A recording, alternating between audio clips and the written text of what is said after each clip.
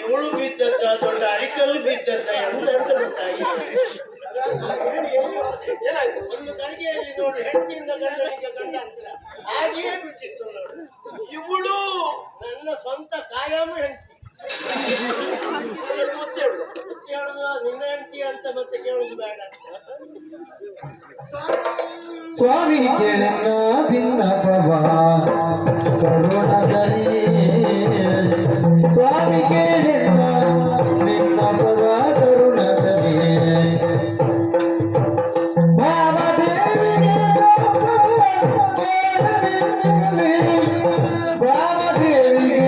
ತಾಪ ಒಳಗಿರಲಿ ಈ ಮಾತು ಖುಷಿಯಲ್ಲ ಸಹಜವಾಗಿ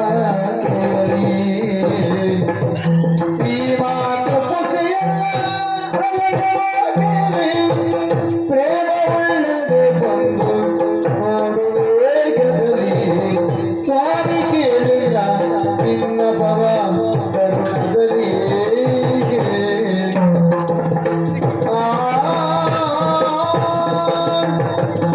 ವಂದಿಸಿಕೊಳ್ತಾ ಇದ್ದೇನೆ. ದೀರ್ಘ ಸುಮಂಗಲಿ ಭವ.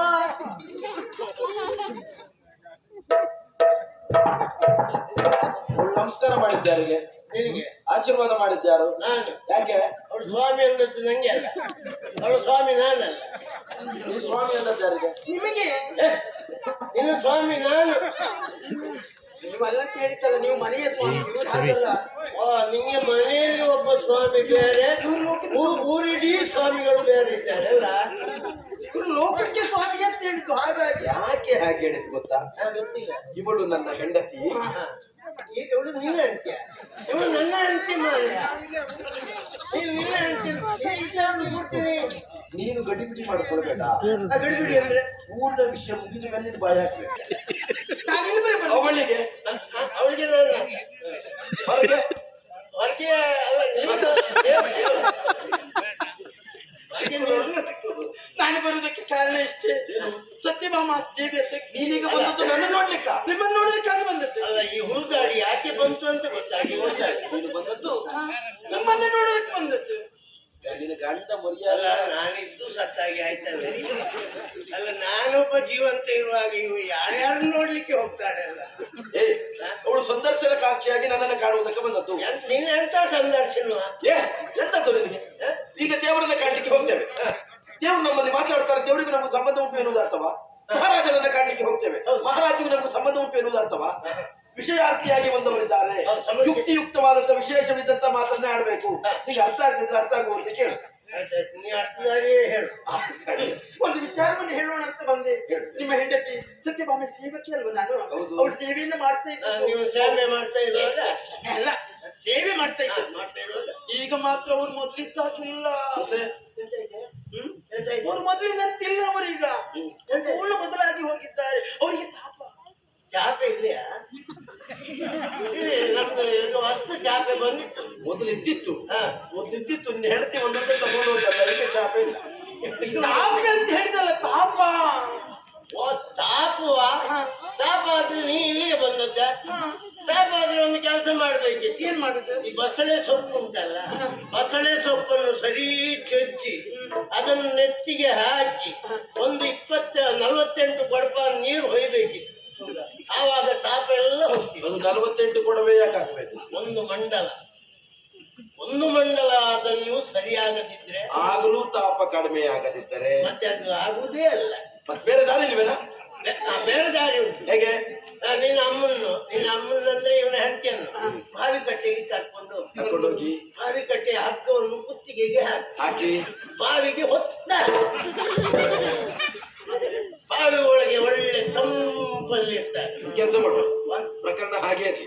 ಬಾವಿ ಕಟ್ಟೆಗೆ ಹೋಗುವುದೇ, ಹಗ್ಗ ಹಾಕುವುದೇ, ಕುತ್ತಿಗೆ ಮಾತ್ರ ನನ್ನ ಹೆಂಡತಿ ಅದ್ದಲ್ಲ. ಮತ್ತೆ ನಿನ್ನ ಹೆಂಡತಿಯ ಕುತ್ತಿಗೆಗೆ ಸೇರಿ ದಾರವನ್ನು ಹಾಕಿ ಬಾವಿಗೆ ಇಡಿಸುವ. ಏನಾಗ್ತದೆ ನೋಡುವ. ಬೇಡ.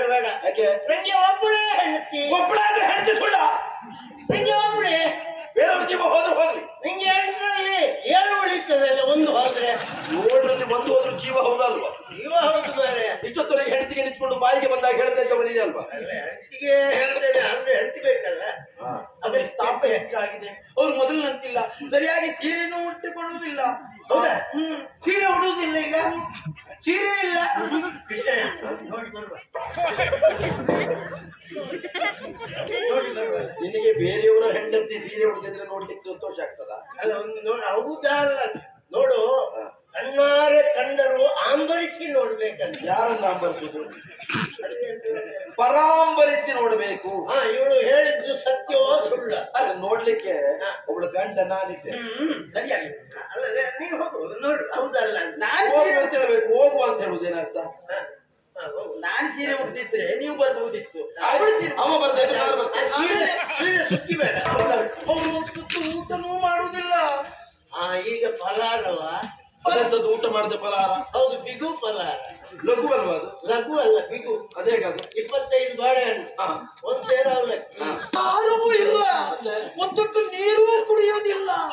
ಈಗ ನೀರು ಕುಡಿಯುವುದು ಬಿಟ್ಟಿದ್ದಾರೆ. ಹೌದು, ಮತ್ತೆ ಬೇರೆ ಎಂತ ಮುಗಿತಾರೆ? ಏನನ್ನು ಕುಡಿಯುವುದಿಲ್ಲ. ಆಮೇಲೆ ತಲೆಯನ್ನು ಬಾಚುವುದಿಲ್ಲ, ತಲೆಗೂದಲು ಅಸ್ತವ್ಯಸ್ತವಾಗಿದೆ. ಒಂದು ರೀತಿ ಹುಚ್ಚರ ಹಾಕಿದ್ದಾರೆ. ಆ ಹುಚ್ಚರಿಗೆ ನೀವು ಅಲ್ಲಿವರೆಗೆ ಬಂದವರನ್ನು ನೋಡಬೇಕು, ಸರಿಪಡಿಸಬೇಕು. ಇದು ಮಾನಸಿಕ. ಯಾವ ಮಾನಸಿಕ? ನಿನ್ನ ಹೆಂಡತಿಗೆ ಆಮೇಲೆ ಅದೇ ಮಾನಸಿಕ. ಅದು ಅಲ್ಲಿಂದ ಬಂದವಳು ಇವಳು. ಇವಳು ಮತ್ತೊಂಥರ ಮಾನಸಿಕ. ಏನು ನನಗೇನಾಗಿದೆ? ನಾನು ಸರಿಯಾಗಿದ್ದೇನೆ, ನನ್ ತೊಂದರೆ ಇಲ್ಲ. ಅವಳ ಗಂಡ ನೀನು ಮೊದಲೇ ದೊಡ್ಡ ಮಾನಸಿಕ. ಅಲ್ಲಲ್ಲ, ಅದು ನಾನಾ ಮಾನಸಿಕ. ಇವಳಿಗೆ ಒಂದು ಮಾನಸಿಕ ಆಗಬಾರ್ದು. ಇವಳಿಗೆ ಮಾನಸಿಕ ಆದ್ರೆ ಊರ ಜನರಿಗೆ ಪೂರ್ತಿ ಮಾನಸಿಕ ಆಗಿದೆ. ಮಾನಸದಲ್ಲಿ ಸ್ಥಿತವಾದ ನೋವೇನೋ ಇದೆ. ಅದೇ ಅದೇ ಅದೇ ಸಖಿ, ಹಾಗಾಗಿ ನೀವು ಬರಬೇಕು. ನೀನಾಡುವ ಮಾತನ್ನ ಕೇಳಿದಾಗ ಯಾಕೋ ಸಹಿಸಿಕೊಳ್ಳುವುದಕ್ಕೆ ಸಾಧ್ಯವಾಗ್ತಾ ಇಲ್ಲ. ನನ್ನ ಮಡದಿ ಮಡಿಗೆ ಅಷ್ಟು ತಾಪ ಆಗಿದೆ ಅಂತ ಆದ್ರೆ ಗಂಡನಾಗಿ ಕೇಳಬೇಕಾದ ನನಗೆ ಕರ್ತವ್ಯ. ಎಂತ ಮಾಡುದು ಸಖಿ, ನೀ ಚಿಂತೆ ಮಾಡಬೇಡ, ನೀ ಚಿಂತೆ ಮಾಡಬೇಡ ಸಖಿ, ನಾನಿದ್ದೇನೆ. ನಿಂದೆ ಅಂತಲ್ಲ, ನನ್ನ ಹೆಂಡತಿ ಕೈ ಹಿಡ್ಕೊಂಡು ನೀನು ಗಿಂಚ್ತಾ ಇದೆಯಲ್ಲ. ನಾನು ಅವಳ ಗಂಡ ಜೀವಂತ ಅಲ್ಲೇ ಇದ್ದೇನೆ. ಅವಳು ಕೈ ಕೊಟ್ಟು ಅಲ್ಲೇ ಸುಮ್ಮನೆ ಆಗಿದ್ದಾಳೆ. ಹಾಗಲ್ವೋ, ಬಾಂಧವ್ಯದ ಬೆಸುಗೆ. ಎಂತ ಬಾಂಧವ್ಯ? ನಿಂಗೆ ಎಂತ ಬಾಂಧವ್ಯ ಅವಳು?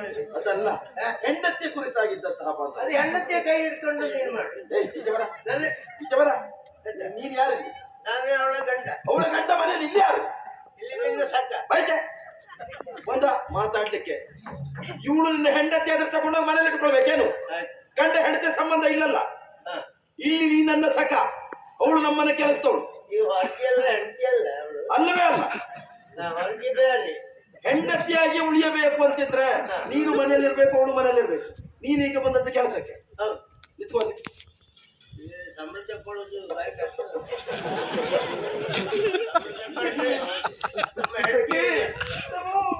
ಸಖಿ, ಸ್ವಾಮಿ, ಸಖಿ.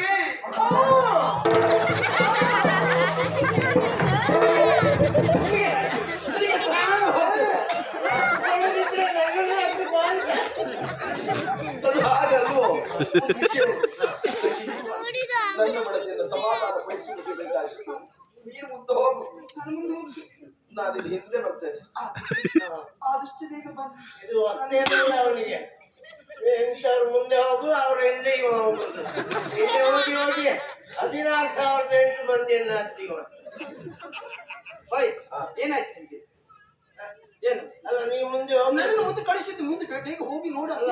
ಅವಳ ಹಿಂದೆ ನೀ ಅಂತ ಹೋಗು, ನಾನಿಲ್ಲ. ಸಮಾಧಾನ ಪಡಿಸುವುದಕ್ಕೆ ನಾನು ಅಲ್ಲಿಗೆ ಬರ್ತೇನೆ ಅಂತ.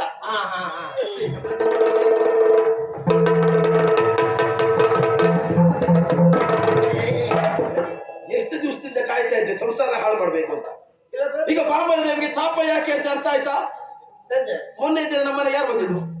ಮೊನ್ನೆ ದಿವಸ ಯಾರು? ಇವರು ನಾರದ್ರು ಬಂದಿದ್ರು. ಬೇವರ್ಸಿ ದೇವ ಋಷಿ. ತಂದೂರಿ ನಾರದ. ತಂದೂರಿ ನಾರದ, ತುಂಬೂರ ಪ್ರಿಯ ನಾರದ. ತುಂಬುರಿ ಮತ್ತೆ ಬರ್ಬೇಕಷ್ಟೇ. ನಾರದ ನಾರದ ಬಂದಿದ್ರು. ಹೌದಾ? ಬರುವಾಗ ಏನು ತಂದಿದ್ರು? ಹೂ ಹೂ ತಂದಿದ್ರು. ಏನ್ ಮಾಡ್ಬೇಕು ಅಂತ ಹೇಳಿದ್ರು? ಆ ಹೂವನ್ನು ನಿನ್ನ ಹೆಂಡತಿಗೆ ಮುಡಿಸ್ಬೇಕು ಅಂತ ಹೇಳಿ.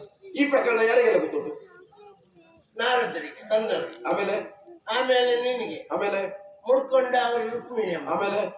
ಆಮೇಲೆ ನಂಗೆ, ನಿನಗೆ. ಈ ಪ್ರಕರಣ ಸತ್ಯಭಾಮೆಗೆ ಗೊತ್ತಾದದ್ದರಿಂದ ಅವಳೇ ಇಷ್ಟು ತಾಪ. ಸತ್ಯಭಾಮೆಗೆ ಯಾರು ಹೇಳಿರ್ಬಹುದು? ಅದು ಯಾರು ಹೇಳಿದ್ದವಳು? ತಂದು ಕೊಟ್ಟ ನಾರದರು ಹೇಳಲಿಕ್ಕಿಲ್ಲ, ಅವರು ಅವತ್ತಿಗೆ ಹೋಗಿದ್ದಾರೆ. ಹೌದಾ? ಅವರಿಂದ ಹೂವನ್ನು ಸ್ವೀಕರಿಸಿದಂತ ನಾನು, ನೀನು ಹೇಗೆ ಹೇಳಿ ಮುಡಿಸಿಕೊಂಡ ರುಕ್ಮಿಣಿ, ಅವರಿಗೂ ಸರಿ ಬರುವುದೇ ಇಲ್ಲ. ನಾವು 3 ಜನ ಹೇಳದೆ ಇದ್ಮೇಲೆ ಹೇಳಿದ್ಯಾರು? ಅದೇ ಹೇಳಿದ್ಯಾರು? ಯಾರು ಹೇಳಿದ್ದ? ನಿಮ್ಮ ಮನೆಯಲ್ಲಿ ಗಂಡ ಹೆಂಡತಿಯ ಸಂಸಾರ ಸರಿ ಇಲ್ಲ ಅಂತ ಊರಿನಲ್ಲಿದ್ದವರಂತೆಲ್ಲ ಸಂಸಾರ ಹಾಳು ಮಾಡ್ಬೇಕು ಅಂತ ಮಾಡಿದ್ಯಾ? ಕೃಷ್ಣಯ್ಯ, ನಿನ್ನಾಣಿಗೂ ನಾನು ಹೇಳಲಿಲ್ಲ, ಕಿಟ್ಟಯ್ಯ. ಮತ್ತೆ ಅದೊಂದು ಕೆಲಸ ಆಯ್ತಾ? ಒಂದು ಕೆಲಸ ಆಯ್ತು. ಕೆಲಸ ಆಯ್ತು, ಅದ್ರಲ್ಲಿ ಹೇಳಿಲ್ಲಲ್ಲ? ಇಲ್ಲ, ಕೆಲಸದಲ್ಲಿ ಹೇಳಲಿಲ್ಲ. ಸರಿ. ಮೊನ್ನೆ ನಾನು ನೀನು ತಿರುಗಾಟ ಮಾಡಿ ನನ್ನ ಮನೆಗೆ ಕಳಿಸಿ ಕೊಟ್ಟಿಯಲ್ಲ, ಹೌದು. ಮನೆಗೆ ಹೋದ್ನ. ಹೇಳಿದ್ಯಾ? ಇವಳೇ ನನ್ನ ಹೆಂಡತಿ. ಹೇಳಿದ್ಯಾ? ಇಲ್ಲ, ಹೇಳಿಲ್ಲ. ಸರಿ. ನಾನು ಹೋದ್ದೆ ತಡ ಸಂತೋಷದಿಂದ ಒಂದು ಕೆಮ್ಮು ನೀರು ತಂದು ಕೊಟ್ಲು. ಆಗ ಹೇಳಿದ್ಯಾ? ಹೇಳಿಲ್ಲ ಪುಣ್ಯಾತ್ಮ. ಸರಿ. ಒಂದು ಕೆಮ್ಮು ನೀರು ಕೊಟ್ಟ ಕೂಡಲೇ ಕೈ ತೊಳ್ಕೊಂಡು ಊಟಕ್ಕೆ ಕೂತೆ. ಆಗ ಹೇಳಿದ್ಯಾ? ಈ ಹಸಿ ಒಳಗೆ ಅದೆಲ್ಲ ಹೇಳುದ. ಸರಿ. ಊಟ ಬಡಿಸಿದ್ಲು, ಊಟ ಮಾಡ್ತಾ ಇದ್ದೆ. ಆಗ ಹೇಳಿದ್ಯಾ? ಹೌದು, ಬಾಯಿ ಒಳಗೆ ಅನ್ನ ಇರುವಾಗ ಹೇಳುದು ಹೇಗ? ಹೇಳಿಲ್ಲ. ಅನ್ನ ಒಳಗೆ ಹೋಯ್ತಾ? ಅನ್ನ ಒಳಗೆ ಹೋದ ಕೂಡ್ಲೆ ಹೊರಗಿದ್ದದ್ದು ಒಳಗೆ ಹೋದ ಕೂಡ್ಲೆ ಒಳಗಿದ್ದದ್ದೆಲ್ಲ ಹೊರಗೆ ಅದು ಹೇಳ್ಬೇಕಂತ ಹೇಳಿದ್ದಲ್ಲ. ಮತ್ತು ಒಂದು ನೋಡು, ಗಂಡಸರಲ್ಲಿ ಯಾವ ಸುದ್ದಿಯನ್ನೂ ಹೇಳ್ಬೋದು. ಯಾಕಂದ್ರೆ ಅವರು ಒಂದು ಕಿವಿಯಿಂದ ಕೇಳ್ತಾರೆ, ಮತ್ತೊಂದು ಕಿವಿಯಿಂದ ಬಿಡ್ತಾರೆ. ಹೆಣ್ಮಕ್ಕಳಲ್ಲಿ ಹೇಳಲೇಬಾರ್ದು. ಯಾಕೆ?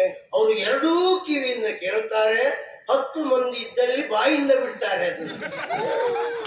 ಇದ್ದ ಗಂಡು ಮಕ್ಕಳೆಲ್ಲ ಎದ್ದು ಬಂದು ನಿನಗೆ ಬಾರಿಸ್ತಾರೆ. ಶಿವೇ ಹೇಳಿದ ನೀನು ಮಾಡಿದ್ದು ಅದೇ ಬುದ್ಧಿ ಅಲ್ವಾ? ಈಗ ನಾನು ಹೇಳಿದ್ದಾರೆ ಕೇಳಿಕೊಂಡು ಹೋಗಿ ಹೇಳಿಲ್ವಾ? ನಾನು ಹೇಳ್ಬೇಕಂತ ಗಂಡಾದವ ಹಾಗೆ ಮಾಡ್ಲಿಕ್ಕಿಲ್ಲ ಅಂತಿಲ್ವಾ? ನಾನು ಹೇಳ್ಬೇಕಂತ ಹೇಳಿದ್ದಲ್ಲ, ನನ್ನ ಹೆಂಡತಿ ಅಲ್ಲ ಅಂತ. ಸಾಕಣ್ಣ, ನಿನ್ನೊಂದು ಜೊತೆಗಿರಿಸಿಕೊಂಡದಕ್ಕೆ ಬೇಕಾಗಿ ಇಷ್ಟು ಮಾಡಿದ್ದಿಲ್ಲ. ಎಷ್ಟು ದಿವಸದಿಂದ ಕಾಯ್ತಾ ಇದ್ದೆ ಹೇಗೆ ಮಾಡ್ಬೇಕು ಅಂತ. ನಿನ್ನ ಸಂಸಾರ ಹಾಳು ಮಾಡ್ತಿದ್ದೆ. ಮಾಡಿ ಆಯ್ತಲ್ಲ ನೀನು? ಅಲ್ಲ, ಈಗ ಮಾಡಿ ಆದ್ಮೇಲೆ ಮತ್ತೆ ಮಾತಾಡ್ಬೇಕು.